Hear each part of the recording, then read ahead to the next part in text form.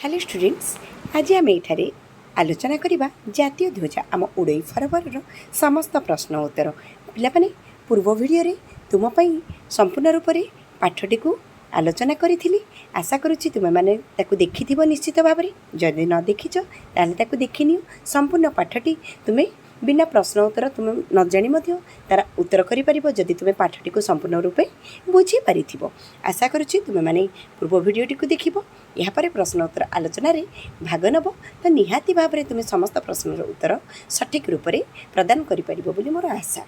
वर्तमान जीवा आमे प्रथम प्रश्न। आम देश पराधीन थिबा बेले आमे कौन आमर कौन असुविधा होउतिला पिला माने आम देश पराधीन थिबा बेले कौन असुविधा होउतिला ना आमे अनेक क्लेश भोग करुथिले आमे अनेक क्लेश सेठी तुमे कष्ट जंत्रणा मध्ये लिखि परिबो किंतु क्लेश क्लेश शब्दटी तुमरो जेहेतु पाठटी रे रही अछि तेनु निहाती भाबे तमे से शब्दटी को ही व्यवहार करबा पई चेष्टा करिवो बुझि परछो। देश को स्वाधीनता हेबा परे आमे केउ काम करिपरिबा बोली कवितारे कुहा जाइछि पिला माने देश स्वाधीनता हला परे आमे केउ केउ काम करिपरिबा बोली कुहा जाइछि स्वदेश सेवा करिबा कौन करिपारि आउ कल कारखाना तैयारी करी आमे विभिन्न द्रव्य उत्पादन करिपरिबा ज्ञान विज्ञान रो उन्नति करिपरिबा आदि काम करिपरिबा बोली कवितारे कुहा जाइछि बुझि परछो पिला माने। वर्तमान जीवा आमे नेक्स्ट जातिर टेक रखिबाकु हेले आमको कौन करने पड़ो पिला माने जातिर टेक रखा आमको स्वदेश सेवा को जीवनर व्रत रूप में ग्रहण करने पड़ो। वर्तमान देशर उन्नति पाई केउ केउ काम स्वाधीन भारत रे करा जिवो बोली आशा करा जाउछि। वर्तमान तुम जानिछ देशर उन्नति पाई आमे केउ सब काम करि परिबा ना कर्तव्य पथरे अग्रसर होई स्वदेश सेवा छुआ भेदभाव दूर विविध कारखाना तैयारी करी अनेक द्रव्य उत्पादन और ज्ञान विज्ञान उन्नति आदि काम करा जाय परिबो बोली आशा करा जाउछि जोटा कि तुम द्वितीय प्रश्नर उत्तर एठारे तुमर चतुर्थ प्रश्नर उत्तर मध्य सेया को ही लिखिबो सठिक आसबो बुझि परछो पिला माने केवल लेखिबार ढंग ठीक रहिबा दरकार प्रश्न जहाँ पचारुछि से रूप में तुमको वाक्यटी को उपस्थापन करबा आवश्यकता बुझि परछो पिला माने। वर्तमान आमे देखिबा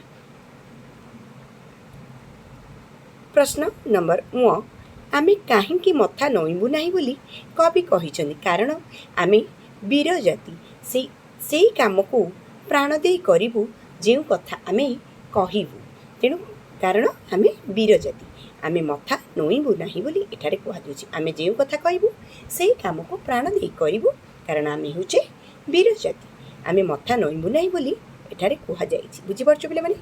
वर्तमान प्रश्न नंबर 2 उत्तर लिखिबा कथा को किपरि कार्य रे परिणत करिपरिबा बोली कवितारे कुहा जाइछि कथा को प्राण दे कार्य रे परिणत करिपरिबो बोली कवितारे कुहा जाइछि बुझि परछो पिला माने। वर्तमान देखिबा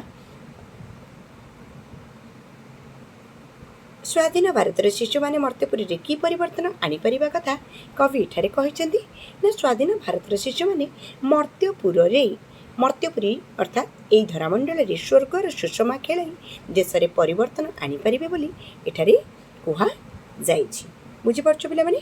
वर्तमान ग केउ क्षेत्र रे आमे पछरे रहिबा नै बोली धारणा दे जाइछि केउ क्षेत्र रे ना आमे काहाठार मझियो पछरे नुह बोली को क्षेत्र रे कहछि ज्ञान विज्ञान रो क्षेत्र रे वर्तमान आमे ज्ञान विज्ञान क्षेत्र रे का पछरे रहिबु नै बोली धारणा दिया जाइछि केउ माने प्रतिज्ञा करबा कथा कविता रे प्रकाश करा जाइछि ना को माने ना जे जिते दूर रे मध्य थांतु आम भारत रो कोटि कोटि संतान माननकु एठारे प्रतिज्ञा करबा कथा कुहा जाइछि बुझि परछो पिला माने। देन देश रे कल कारखाना गढ़ी उठिले आमर कौन सुविधा हेबो पिला माने देश रे जदि कल कारखाना गढ़ी उठिबो ताले आमर नाना द्रव्य उत्पन्न होई परिबो नाना द्रव्य उत्पन्न हेबा सह असंख्य कारीगर सृष्टि होई परिबो बोली एठारे कुहा जाइछि। वर्तमान 2 नंबर समस्त प्रश्न उत्तर सरी जाइछि आमे जेबा वर्तमान 3 नंबर प्रश्न को कवितार जे पदरे कथा कुहा जाइछि से पदटी को बाछि लिखिबा से समय रे कष्ट भोगु थिलु एटा केउ पदरे लिखा जाइछि ना लेखा कोथिरे जाइछि से काले भोगु थिलु केते जे आमे क्लेश बुझि परछो पिला माने। देश सेवा को जीवनर व्रत करवा ଏଇଟା କେଉଁ ପଦରେ ଲେଖାଯାଇଛି? ସ୍ୱଦେଶ ସେବା ବ୍ରତ କରିବୁ ଜୀବନର। ବୁଝିପାରୁଛ? ଦେନ୍ ସମସ୍ତଙ୍କ ପାଇଁ ଭଲ କାମ କରିବା କେଉଁଥିରେ ଲେଖାଯାଇଛି? ସଭିଙ୍କ ହିତ ପାଇଁ କରିବୁ ଆମେ କାମ। ବୁଝିପାରୁଛ? ବହୁ ଜିନିଷ ସୃଷ୍ଟି ହେବ, ମାନେ ଉତ୍ପନ୍ନ କରିବା, ଯେପରି ଉତ୍ପନ୍ନ ହୋଇବ ଦ୍ରବ୍ୟ ନାନା। ଯାହା କହିବୁ ତାହା ପ୍ରାଣ ଦେଇ କରିବୁ, ପ୍ରାଣ ଦେଇ କହିବୁ ଯେଉଁ କଥା। ବର୍ତ୍ତମାନ ତମର 3 ନମ୍ବର ପ୍ରଶ୍ନର ସମସ୍ତ ପ୍ରଶ୍ନ ଉତ୍ତର ସରିଯାଇଛି ଏଠାରେ। ପିଲାମାନେ ଆମେ ଦେଖିବା 4 ନମ୍ବର ପ୍ରଶ୍ନ ଉତ୍ତର। ଧ୍ୱଜା ସହିତ ଯେପରି ଫରଫରର ସମ୍ପର୍କ ରହିଅଛି, ସେପରି ତଳେ ଥିବା ଶବ୍ଦଗୁଡ଼ିକ ସହିତ କେଉଁ ଶବ୍ଦର ସମ୍ପର୍କ ରହିଛି? ଆସ ପାଖ ଶବ୍ଦ ବାକ୍ସରେ ଲେଖିବା। ବୁଝିପାରୁଛୁ ପିଲାମାନେ? ଝର ଝର ଯେମିତି ଝରଣା, ଦେଖ ଝରଣା ଯେମିତି ଝରଝର, ଓଦା ସରସର, ରାଗ ଗରଗର, ଚାଲି ଖରଖର, ଶୀତ ଥରଥର। ପିଲାମାନେ ଏଗୁଡ଼ାକ ଝରଝର, ସରସର, ଗରଗର, ଖରଖର ଏଗୁଡ଼ାକ ବି ତୁମର କ'ଣ ଯୋଡ଼ା ଶବ୍ଦ ହିଁ, ଯୋଡ଼ା ଶବ୍ଦର ରୂପ। ତ ଏଗୁଡ଼ାକ ସବୁ ତା'ର ଶବ୍ଦ ଧ୍ୱନି, ଝରଣା ଯେତେବେଳେ ଝରେ ତା'ର କ'ଣ, ତା'ର ଶବ୍ଦଟି କିପରି ଭାବରେ ପ୍ରତିଫଳିତ ହୁଏ, ତା'ର ଆୱାଜଟା କେମିତି ଆସେ, ତୁମେ ଏଠି ଜାଣିପାରୁଛ। ବୁଝିପାରୁଛ ପିଲାମାନେ? ଓଦା ସରସର, ରାଗ ଗରଗର, ଚାଲି ଖରଖର, ଶୀତ ଥରଥର। ସେହିପରି ଭାବରେ ଆମେ ଦେଖିବା 5 ନମ୍ବର ପ୍ରଶ୍ନ ଉତ୍ତର। ତଳେ କବିତାରେ ଥିବା କେତେକ ଶବ୍ଦ ଦିଆଯାଇଛି, ସେଗୁଡ଼ିକ ପୂର୍ବରୁ ଗୋଟିଏ ଲେଖାଏଁ ଉପଯୁକ୍ତ ଶବ୍ଦ ଯୋଡ଼ିବା। ପିଲାମାନେ ମନେ ରଖିଥାଅ, ତୁମେ ପୂର୍ବ ଆଉ ପର ଜାଣିଥାଅ। ପୂର୍ବରୁ ଯାହା ବି ଆମେ ଲଗାଉଛେ ତାକୁ ଆମେ ପ୍ରେଫିକ୍ସ ବୋଲି କହୁଛେ, ବା କ'ଣ ଉପସର୍ଗ, ଆଉ ପରେ ଯାହା ଲଗାଉଛେ ଆମେ ତାକୁ ପ୍ରତ୍ୟୟ ବୋଲି କହୁଛେ। କିନ୍ତୁ ଏଠି ତାହା କୁହାଯାଇ ନାହିଁ, ଏଠି କୁହାଯାଇଛି ଗୋଟିଏ ଶବ୍ଦ ଲେଖିବା ପାଇଁ। ଉପସର୍ଗ ଆଉ ପ୍ରତ୍ୟୟରେ ଆମର କ'ଣ ଗୋଟିଏ ହିଁ ଶବ୍ଦର ଅର୍ଥ ପରିବର୍ତ୍ତନ ହୁଏ, କିନ୍ତୁ ଏଠି ଗୋଟିଏ ଶବ୍ଦକୁ ସୁହାଇଲା ପରି ଆଉ ଗୋଟିଏ ଶବ୍ଦ ଲେଖିବା, ଯଦ୍ୱାରା ସେଇ କ'ଣ ସେଇ ପଦଟିର ଅର୍ଥ ବାହାରି ଆସିବ। ବୁଝିପାରୁଛ ପିଲାମାନେ? ତ ଏଠି ବର୍ତ୍ତମାନ ଲେଖା ହେଇଛି ଡେ ଶାସନ ଦିଆଯାଇଛି। ଆମେ ବର୍ତ୍ତମାନ ଏଠି ଆମେ କ'ଣ ଲେଖିପାରିବା? ଆମେ ଏଠି କ'ଣ ଲେଖିପାରିବା ନା ବିଦେଶୀ ଶାସନ ବୋଲି ଆମେ ଲେଖିପାରିବା, ନୁହଁ କି? ଯେମିତି ଧ୍ୱଜା ଜାତୀୟ ଧ୍ୱଜା ଆମ ଉଡ଼େଇ ଫରଫର। ଧ୍ୱଜାଟା କାହାର? ନା ଜାତିର। ପଥ, କେଉଁ ପଥରେ ଆମେ ଚାଲିବା? ନା କର୍ତ୍ତବ୍ୟ ପଥରେ ଆମେ ଚାଲିବା। କାରିଗର କିପରି ଭାବରେ କାରିଗର? ନା ଅସଂଖ୍ୟ ରୂପରେ କାରିଗର ଆମେ ସୃଷ୍ଟି କରିବା। ତ ଅସଂଖ୍ୟ କାରିଗର, କର୍ତ୍ତବ୍ୟ ପଥ, ଜାତୀୟ ଧ୍ୱଜା, ବିଦେଶୀ ଶାସନ, ଏହିପରି ଭାବରେ ଆମେ ଗୋଟିଏ ଶବ୍ଦ ଦିଆଯାଇଥିବା ଶବ୍ଦ ପୂର୍ବରୁ ବସାଇବା ଦ୍ୱାରା ତା'ର ଅର୍ଥ ଆମର ବାହାରି ଆସୁଛି। ବୁଝିପାରୁଛ ପିଲାମାନେ? ଏହିପରି ଭାବରେ ଆମେ 5 ନମ୍ବର ପ୍ରଶ୍ନର ଉତ୍ତର ଗୁଡ଼ିକୁ କରିବା। ବର୍ତ୍ତମାନ ଦେଖିବା ଆମେ 6 ନମ୍ବର 5 ନମ୍ବର ହିଁ ଖ ଅପସନ୍। ତଳେ କବିତାରେ ଥିବା ଶବ୍ଦ ଦିଆଯାଇଛି, ସେଗୁଡ଼ିକ ପରେ ଗୋଟିଏ ଲେଖାଏଁ ଉପଯୁକ୍ତ ଶବ୍ଦ ଯୋଡ଼ିବା। ଦେଖ ଶବ୍ଦ କହିଛି, ତ ସ୍ୱଦେଶ ଜାଗାରେ ଆମେ ଆମ ଚାପ୍ଟର ଯଦି ତୁମେ ପଢ଼ିଛ ତାହେଲେ ନିଶ୍ଚିତ ଭାବେ ସ୍ୱଦେଶ ସେବା, ସ୍ୱଦେଶର କ'ଣ କରିବା? ସେବା କରିବା। ତ ସ୍ୱଦେଶ ସେବା, ବୀର ଜାତି ନୋଇବ ନାହିଁ ମଥା। ବୁଝିପାରୁଛ କି ନାହିଁ? ତ ବୀର ଜାତି, ସ୍ୱଦେଶ ସେବା, ବୀର ଜାତି, ନିଶ୍ଚିତ ଭାବରେ ତା'ର ଅର୍ଥ ବାହାରି ଆସିବା ଦରକାର। ସ୍ୱଦେଶର ସେବା କରିବା, ଆମେ ହେଉଛି ବୀର ଜାତି। ବୁଝିପାରୁଛ? ତାପରେ ଦେଖିବା ଆମେ 6 ନମ୍ବର ପ୍ରଶ୍ନ।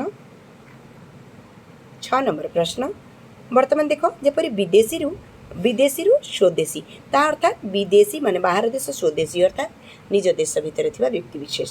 ତ ଏଇଟା କ'ଣ ବିପରୀତ ଅର୍ଥ ବୋଧକ ଶବ୍ଦ। ସେହିପରି ଭାବରେ ସ୍ୱାଧୀନର ବିପରୀତ ଅର୍ଥ କ'ଣ ହେଇପାରିବ ପିଲାମାନେ? ସ୍ୱାଧୀନର ବିପରୀତ ଅର୍ଥ ପରାଧୀନ। ସ୍ୱାଧୀନର ବିପରୀତ ଅର୍ଥ କ'ଣ ହେଇପାରିବ? ନା ପରାଧୀନ। ଭଲର ବିପରୀତ ମନ୍ଦ। ପରର ଆପଣା, ହିତ ଅହିତ, ବୀର ଭୀରୁ। ଏହାକୁ ଆମେ କାପୁରୁଷ ବୋଲି ମଧ୍ୟ ଆମେ କହୁ, କିନ୍ତୁ ବୀରର ଭୀରୁ ବୋଲି ତୁମେ ବିପରୀତ ଅର୍ଥଟିକୁ ଲେଖିବ। ବୁଝିପାରୁଛ ପିଲାମାନେ? ବର୍ତ୍ତମାନ ଦେଖିବା 7 ନମ୍ବର ପ୍ରଶ୍ନ।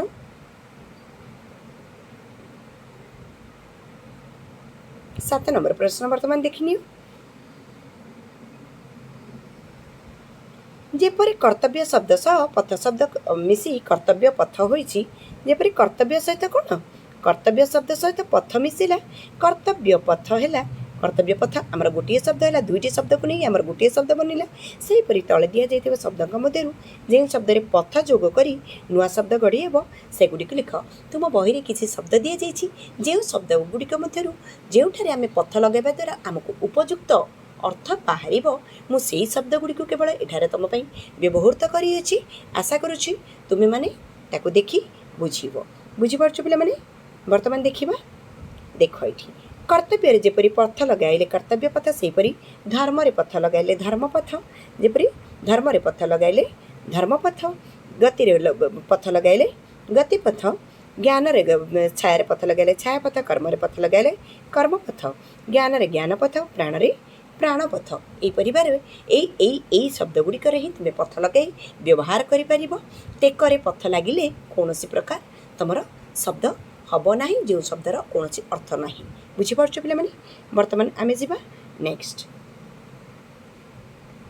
8 नंबर प्रश्न बर्तमान देखा पताकार आउ कतोटी प्रतिशब्द लिखा प्रतिशब्द माने तुम्हें माने जानिछ गोटे शब्दर अनेक नाम थी किंतु गोटे ही अर्थ को ही बुझाऊ ताकू ही तो आम प्रतिशब्द बोली कहूचे जमती पताकार कतोटी प्रतिशब्द कुह बर्तमान पिला माने बाना ध्वजा वैजयंती केतन यहीपरि भाव में अनेक तार प्रतिशब्द रही अछि केतन बुझीपार बाना ध्वजा केतन वैजयंती यहीपरि भाव में तुम्हें लिख जेपरी शासन शासित सेपरी दलरू दलरू पिला माने कौन हो पार दलरू दलीय शासन शासित एठी तुमर आसीगला कौन तुम प्रत्यय प्रत्यय रूपर शासन रे आमे जेपरी शासित करि पारले दलरू दलीय तो एठी आमे प्रत्यय व्यवहार करी आमे करूची सेपरी भाव में देख उत्पादन उत्पादन विशेषण विशेष्य रूप में आमे ताकू ग्रहण करी मध्य आमे करि पारिबा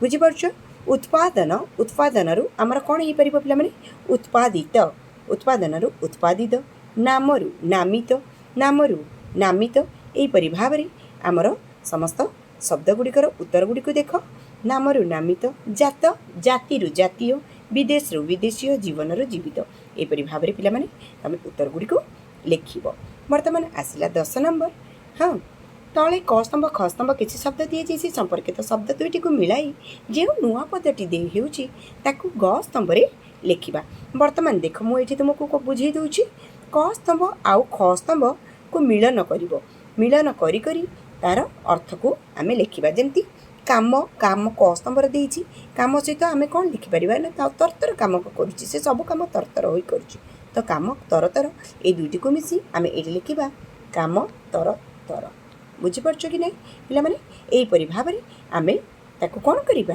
ना मिलन करिबा वर्तमान देखिबा आमे लुह गरगर झरझर हब राग गरगर हवा वचन खर खर माने जल्दी जल्दी कहवा खर वचन तार हाँ अति तीव्रतार सहित वचनटी कहवा पताका फर फर उधा सर सर यहीपरि भाव में तुम्हें क स्तंभ सहित ख स्तंभ को मिलाई ग स्तंभ रे कौन कल नुआ नुआ एक पद तैयारी कल वर्तमान पाई आज एतिक ही तुम समस्त प्रश्न उत्तर थिला आशा करुच्ची तुम्हें मैंने प्रश्न उत्तर गुड़िक भल रूप से बुझीपारी जदि बुझीपारी निश्चित भाव में नेक्स्ट मोर वीडियो पाई अपेक्षा करिवो आशा करुच्ची रोची पिला माने ताहले बाय।